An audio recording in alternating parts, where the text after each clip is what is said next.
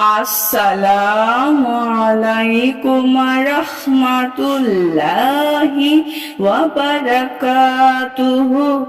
সুপ্রিয় সম্মানিত দর্শক ও শ্রোতা, আশা করি মহান রব্বুল আলামিনের দয়ায় আপনারা সকলেই ভালো আছেন। সুপ্রিয় সম্মানিত দর্শক ও শ্রোতা, আজকে হযরত ওমর রাদিয়াল্লাহু তাআলা আনহু থেকে একটি ঘটনা বর্ণনা করব।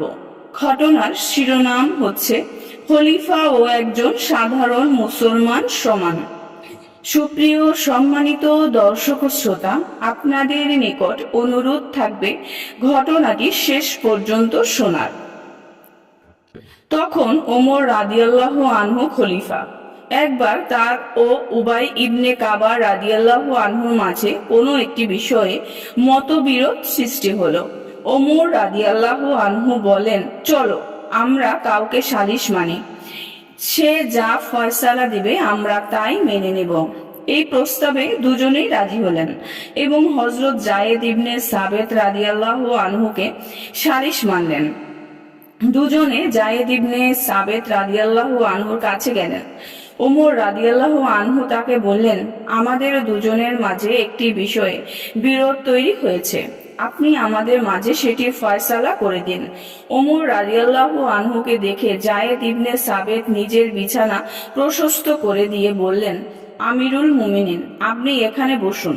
এটা দেখে উমর রাদিয়াল্লাহু আনহু খুব রেগে গেলেন। বললেন, আরে তুমি তো ফয়সালা করার আগেই আমার উপর জুলুম শুরু করেছো। আমি এখানে আমিরুল মুমিনিন হয়ে আসিনি, একজন বাদী হয়ে এসেছি, সুতরাং আমি আমার বিবাদীর সঙ্গেই বসবো। এরপর হযরত ওমর রাদিয়াল্লাহু আনহু ও উবাই ইবনে কাব রাদিয়াল্লাহু আনহু হযরত যায়েদ ইবনে সাবেত রাদিয়াল্লাহু আনহুর সামনেই বসলেন।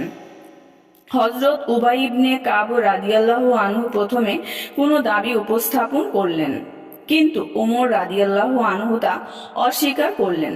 যায়েদ ইবনে সাবেত রাদিয়াল্লাহু আনহু উবাই ইবনে কাব রাদিয়াল্লাহু আনহুকে বললেন, আমিরুল মুমিনিনকে কি কসম থেকে নিষ্কৃতি দেওয়া যায়?